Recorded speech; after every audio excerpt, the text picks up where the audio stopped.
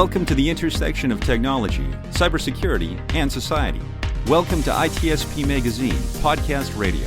You're about to listen to an episode of Tech Done Different podcast with Ted Harrington. Do you follow the pack or challenge the status quo?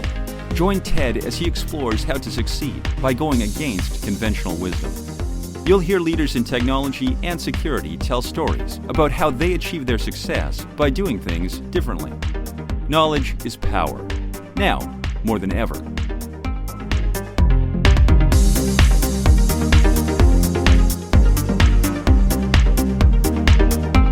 Welcome, everybody, to another episode of Tech Done Different. I'm your host, Ted Harrington, and with me today is my special guest, Rich Schnitzel. Rich, welcome to the show. Thanks for having me. So, Rich, one of the things that we're going to talk about today that I was really interested in having you join us was to really talk about automation and kind of how, even what it is and how we should be thinking about it. You're certainly the expert in this. But before we get into automation, I really wanted to explore this idea that you've shared with me before. And maybe in the context of answering this question, you could also just introduce yourself for our audience and kind of tell them why you're awesome. But you and I were talking the other day about this idea of how everybody in technology is always looking to like push things to the edge. They want the biggest or the best or the fastest or the most efficient or whatever. And you kind of have a different take on that. So let me start with that as a question. Explain that to me. You know, what is the different take that you have? And of course, let our audience know kind of who you are. Yeah, so I'm Rich Schnitzel. I run a done-for-you automation business where I help people understand what it is that they're doing in their business and how we can use tech to improve the efficiency and the efficacy of what their workflows are so that they have the opportunity to scale. And in that conversation, as you said, the natural tendency of people in tech and frankly for engineers is we want to be making the coolest, baddest things out there, right? I have this mental image of my head where I am Tony Stark, right? That's my internal persona, and Tony Stark is always doing the coolest things. But to be effective in what I'm doing, I have found that I need to go the exact opposite of that direction, and that's to simplify things and to almost, if it's possible today, what was I doing 3 months ago, and apply what that looks like to the businesses that I'm working with. And in that, it allows us to do two things for me. One, the opportunities that are available for more normal people to use like just a more straightforward approach is larger, and it allows them the opportunity to understand what's going on. I see a lot of instances where people have this great idea that they saw and then they try to implement it and they just get lost and they get frustrated and then it never happens. And the most important thing that we can do is have something that we use. Right? I love the statement, the best program that you have is the one that you actually use. And I think our tendency to make things super complicated goes directly against that sentiment of, if you don't use it, it's pointless. It's just a cool little thing that we get to put on a shelf somewhere and point at and say, I made that, which, don't get me wrong, is really cool. But if we're talking about trying to help people move the needle forward, it's not as effective as I think we like to think, the people in the industry who understand that really high level thought process.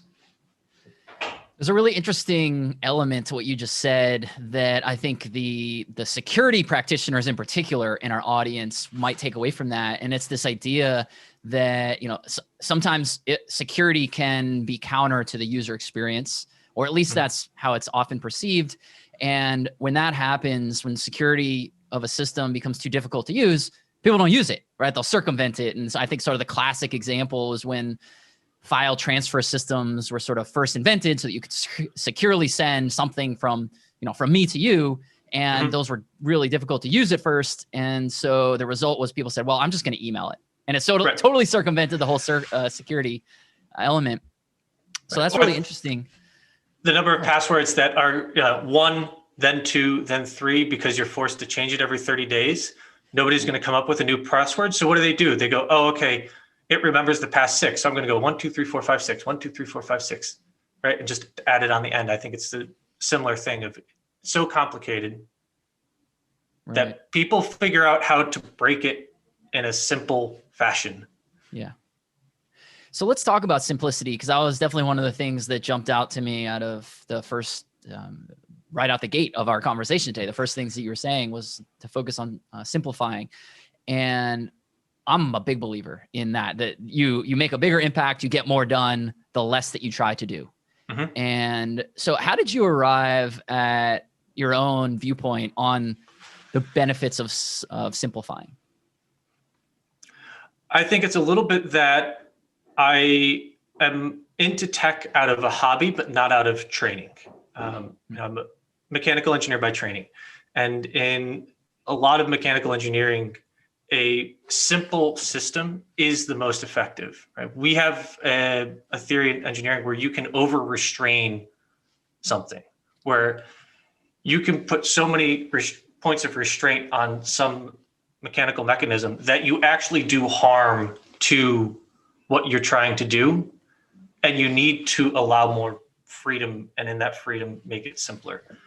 And so I have that viewpoint. And then part of who I am as a person is I share my life with my wife, who is a English theater double major. So non-logical, like complete opposite of the way my brain works is her brain.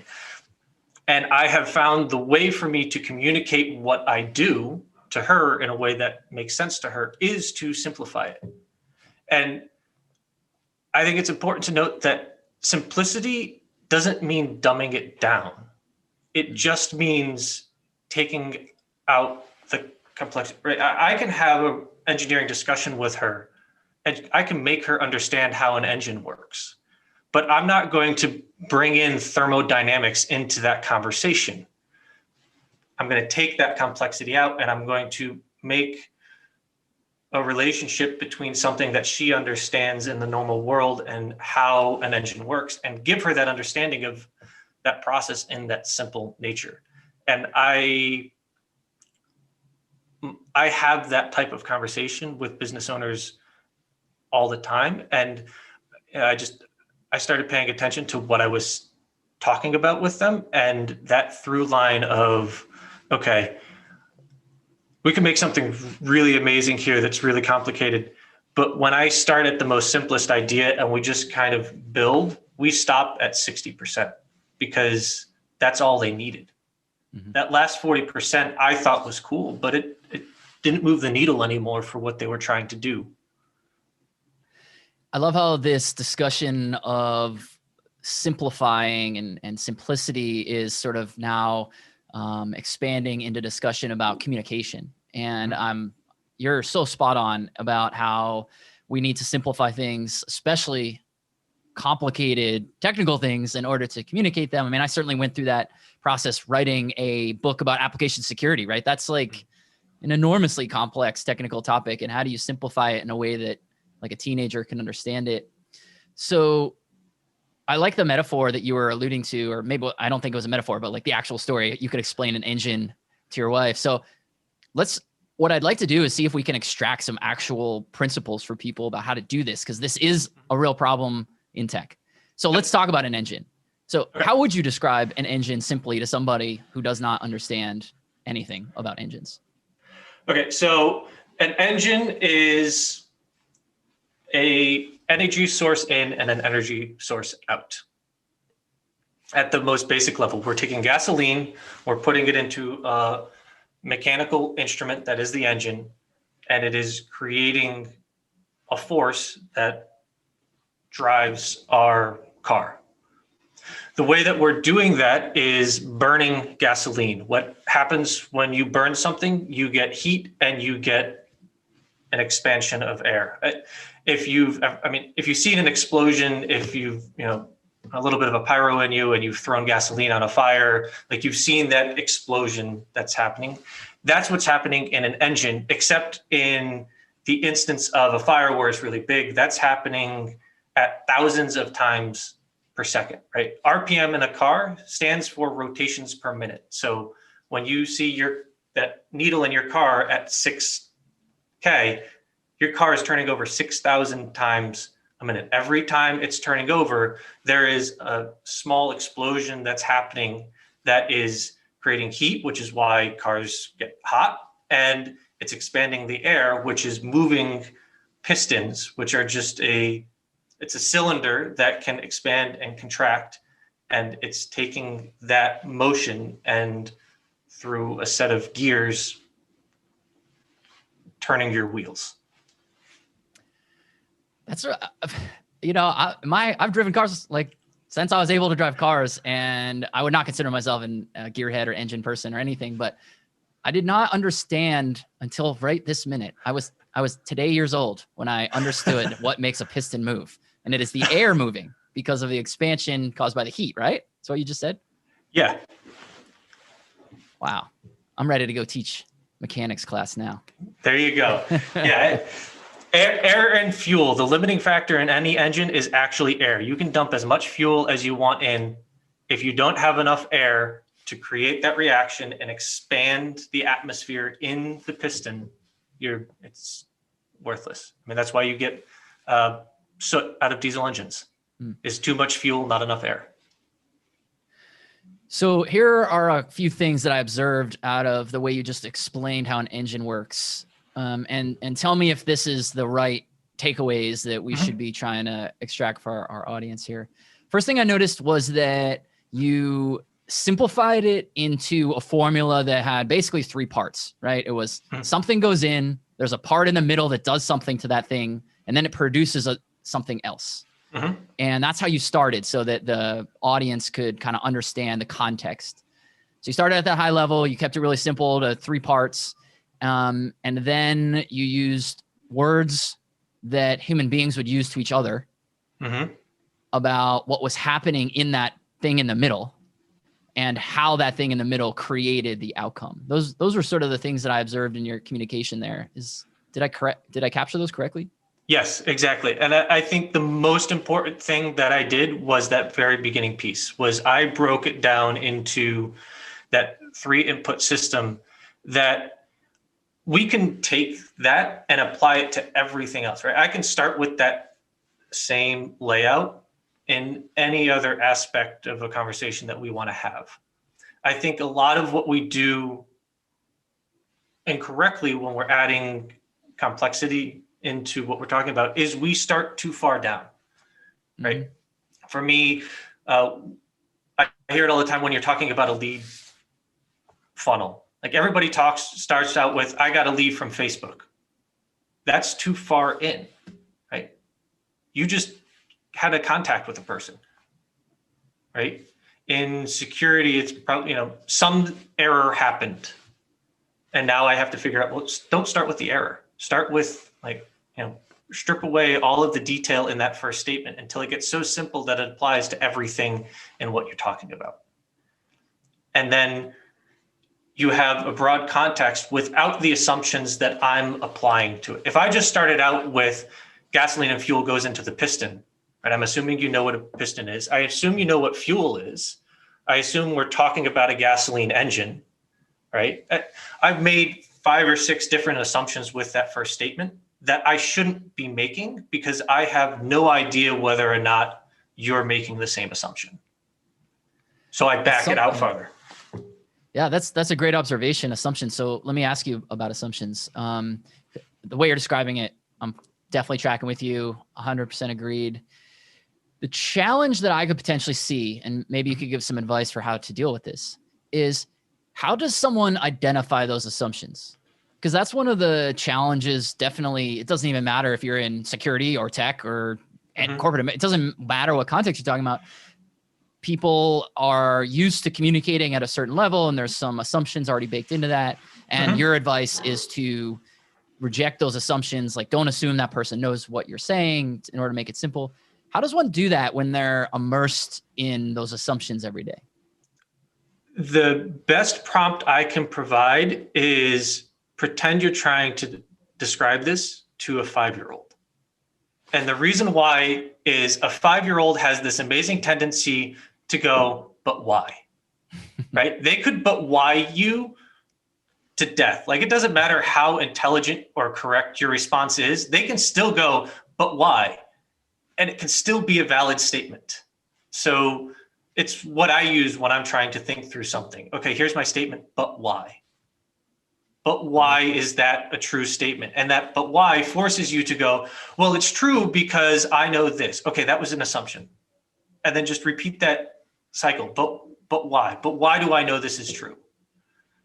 And that question will pull out the assumptions that you're making about the circumstances around your conversation. Yeah.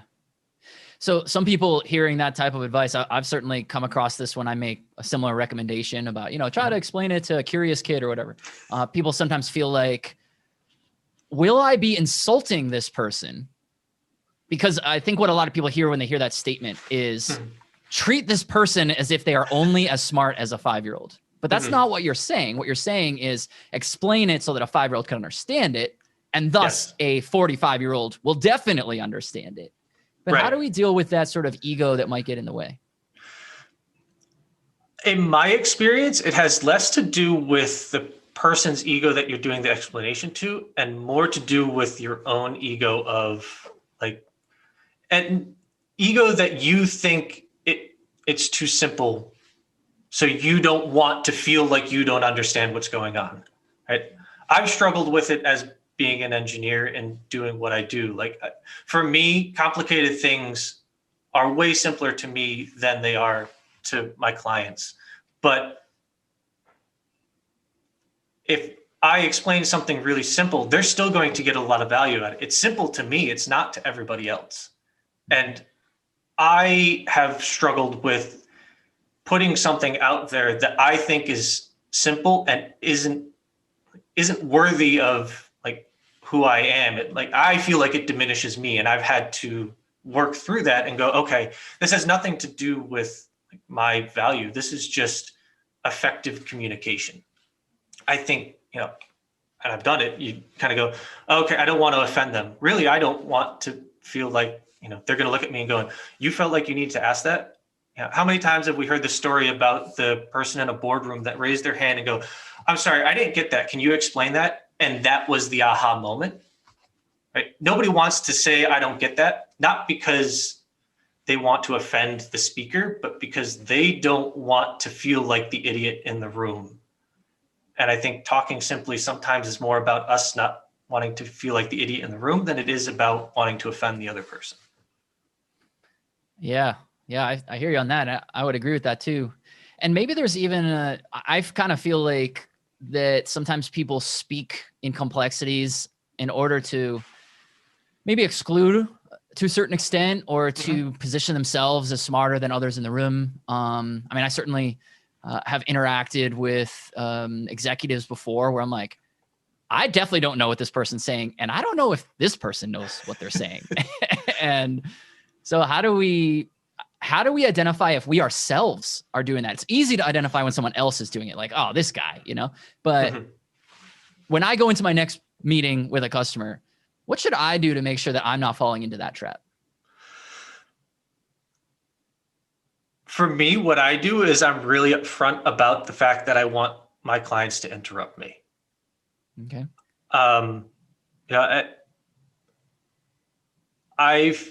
I have experienced that, I'm an engineer. So if I tell you something, okay, that must be the way that it is, right?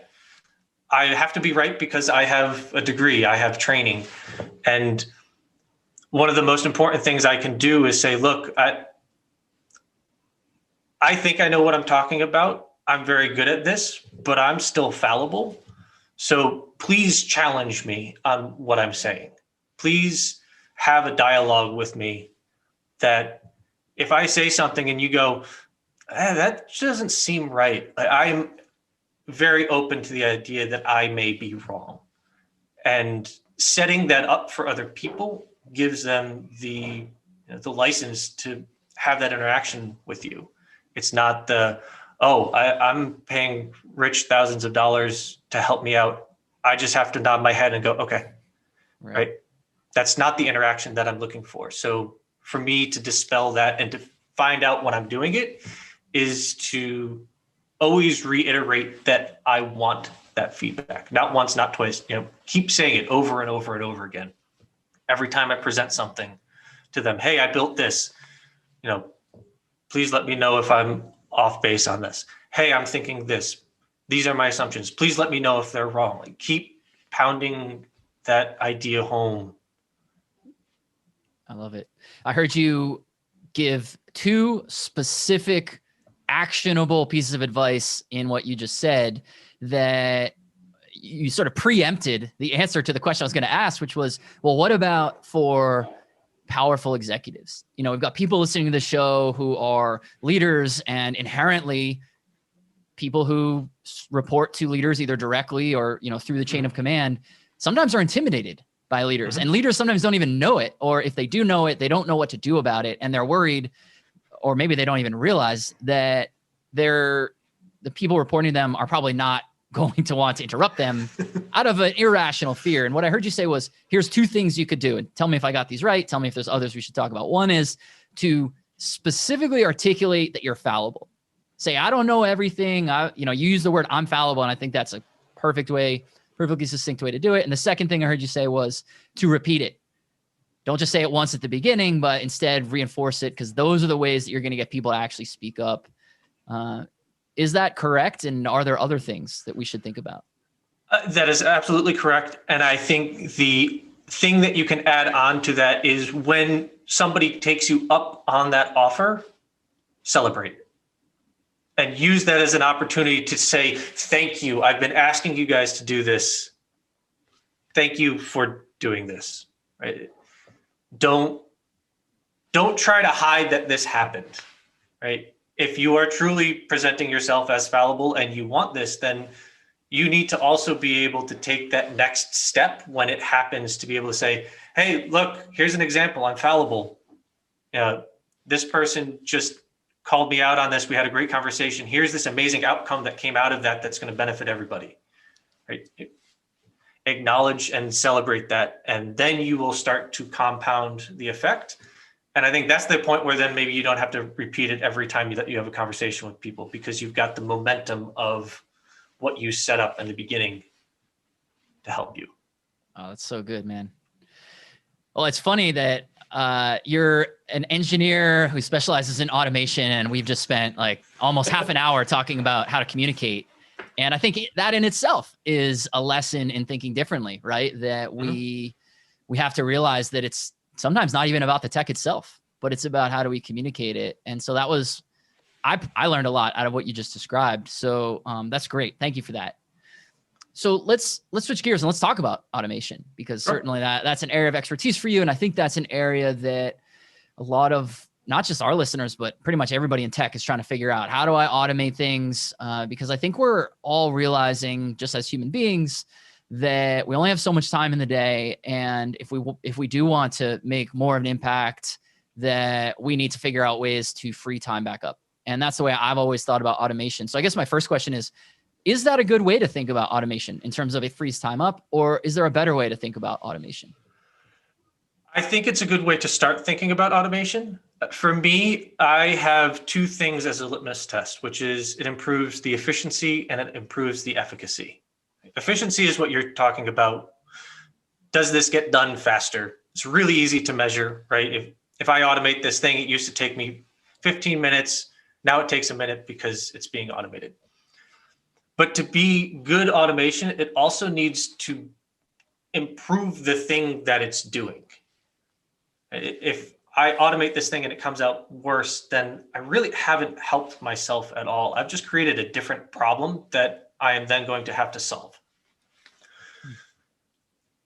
So, and improving the efficacy, the next piece of that is in the automation that I build, I'm always trying to start with a human and end with a human. I don't want somebody or something to go down a rabbit hole of endless automation that is supposed to work, but maybe doesn't, and then causes a problem. I want a lead to come in. There's a bunch of automation that pulls in all of the information and notifies my VA to do something. They do it. They put in a little bit more information. They use their brain. They think like a human and do things that an automation can't. Say, okay, I'm done with it. Then a whole bunch of other stuff happens to try and get somebody on a Zoom call or get them to respond to an email, whatever that outcome is supposed to be. When that happens, okay, somebody had a Zoom call. Okay, now it comes to me. Here's the backlog of everything that happened. Instead of having to manually chase down everybody, pull in all that information, it just comes in, somebody looks at it, right? So I'm truncating a process down because I'm taking chunks of simplicity that I can automate, and then I'm leaving that complex part to the human. And that is 80% of what I do for automation. Right? That last 20% is the cool, complex, fun stuff that we do get to do. But if you're trying to start thinking about how to apply this to your work, your life, your business, whatever it is, that's where you need to start. Mm-hmm. You mentioned there's two things that any sort of automation needs to do. And I'm curious what if you only get part of them? So you described, does it make, what is my notes here? Does it improve efficiency and does it improve efficacy? And the efficacy piece, the way you described it was, does it make I can't remember what word you used, but I'll use the word process. It makes the process better than what it was when I was doing it manually. What if it just makes it no worse? Have you succeeded if it's now more efficient and the effectiveness is the same? If that was your intention from the beginning, then yes. Okay. I think the reason I use efficacy the way that I do is because it leaves it open-ended for you to apply your own definition of what improved efficacy is. Right? If your idea of improved efficacy means that, actually, I it's so broad, I struggling to come up with an exception of it, right? So I would say that my challenge to you would be, in your explanation, your efficacy improved to you if you think it was successful. It may be 0 or negative to me, but that doesn't matter because it's your automation, it's your process. That's really fascinating because I hadn't really thought about something that seems so objective and measurable, right? Before it did X, and now does it do some percentage different of X? Mm-hmm. That to me seems indisputable, but what I'm hearing you say is really fascinating, that it might be indisputable to me, Ted Harrington, but that's my definition, and you might have a different definition, and a third person might have a different definition. And that's sort of what you're saying, is that when you set out to set up any sort of automation, you have to determine what is the definition of success. Is that correct? Yeah. I think it's why the way that we started this conversation was so great to kind of empower and set up now talking about automation, because you can't define those two things effectively for yourself without having the conversation about simplicity and thinking through a process, right? You can't define what efficacy is unless you can have that conversation and have an understanding of how you're validating your efficacy. Right? Otherwise, somebody like me will say, well, Ted, that's wrong because you're not improving efficacy, it's going down. And you need the understanding to be able to say, well, no, and here's why. Mm-hmm. Got it. So it seems to me that the beginning of any sort of attempt at automation is going to begin with bedlam, just like a chaotic mess that says, I know these results aren't what I want. I'm seeking this other type of result. And it probably starts, I'm shooting from the hip here, but it probably starts with people describing a lot of problems. And they're probably saying, look, I don't like that it does this. I don't like it does this. I run into this bottleneck. And my hope is to eliminate those so that this other thing can happen. So I guess two questions. One, does that is that typically how an automation project would begin? And then the second is, what's the process by which we create order out of that chaos? Yeah. So yes, it always starts with, this is my problem. I need to solve this. Can you help? Right. And that's great because it's a starting point for our conversation. Mm-hmm. So we start there, and then to get through that,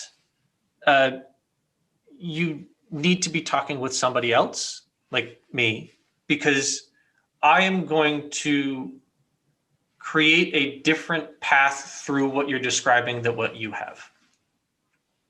And by creating that different path, we can start throwing out the superfluous information.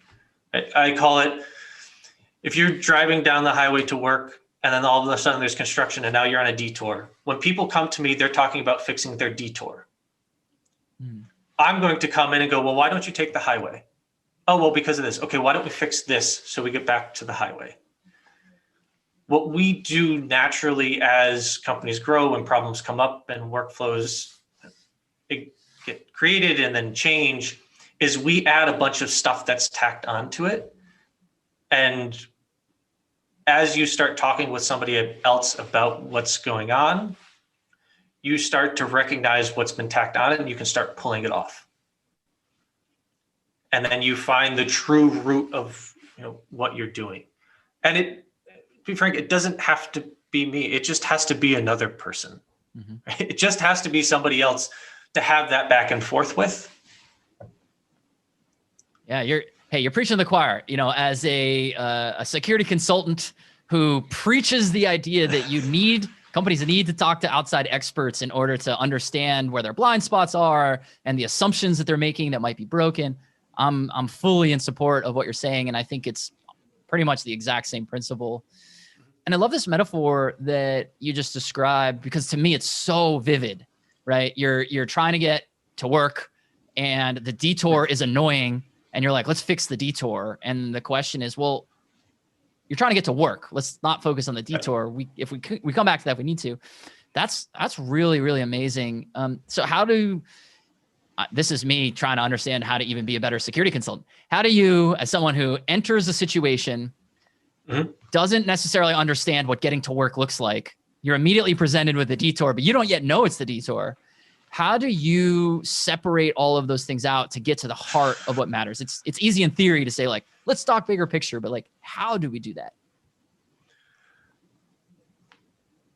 The easiest way that I found is working backwards.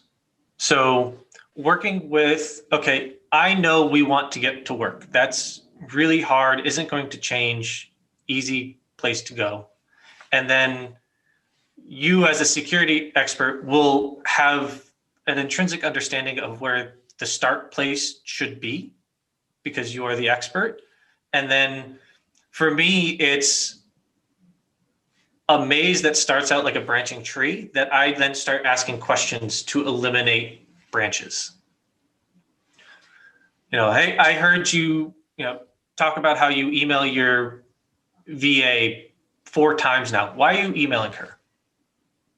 Right. I heard that you have to get on a Zoom call with your client before you'll even send them a quote. Why? Right. You're having a problem with people remembering their passwords, right? Why? Whatever that question is that you can ask that will then tell your brain, oh, okay, there were 5 options over here. They said this, so those don't apply. There are a couple options over here. They said this, so those don't apply. And then as that comes tighter and tighter of this web, reevaluate your decisions by just confirming, like, okay, I think I got this figured out now. Tell me if I'm wrong. You're doing this, you want to get here, you're doing this because of this. How am I doing? Okay, cool. And then you can kind of like almost like a save state. Okay, that's done. Now let's open it up. For me, it's a little bit about the process, the idea of task saturation, which is the idea that your mind can be doing so many things that I can say, hey, what's your name? And you're going to put your finger up and say, hold on 1 second. because you're trying to process so many things at the same time. So finding that through path when you don't know what it is and you're trying to discover it is an intentional management of task saturation for my brain, and figuring out a piece and like secluding it out so that I can focus on something else. And I don't reach that point where I have to go, hold on, what's your name? Hold on, I got to fix this. I can finish this thought and then I'll get back to you. Oh, you are pushing the button that is one of my biggest pet peeves, and it's people's belief that they can multitask. And it is a falsehood. Human beings do not multitask. You just solo task in little micro increments. But I wanted to, that's a bunny trail we could go down for a while. I want to go down a different one as our time's running out here, which is, can you answer this question for me? Is machine learning and is artificial intelligence, are these ideas automation? Why or why not?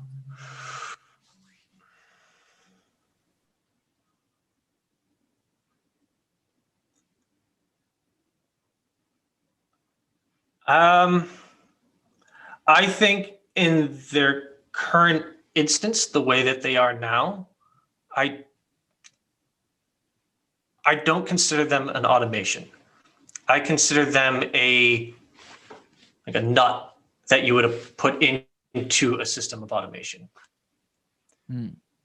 The idea of machine learning and AI needs to get better before I would consider that an automation. Right now, it's like using JavaScript to automate something. Right? It's a tool, it's a component of it, but automation is what you do with it. Machine learning and AI is an idea that we use to create an outcome. And for that reason, it's not what I consider automation. Yeah, I asked this question, which I know was a difficult one. I don't know what the right answer is, and I'm with you on I'm going to go with your answer. So I asked because a lot of people in security right now, and I think in other industries too, but I know security well, so I'll just mention that one. A lot of people in security are really excited about the applications for machine learning and artificial intelligence and how those things might potentially improve either prevention or detection or response of security incidents. And I'm excited about that too. I mean, anything that we can do that will improve it, but I'm a little leery today because, and I like the way you describe it, because to me, they feel like they're ideas that are part of an overall machine. They're not themselves inherently the solution, which is what I've sort of been my opinion so far.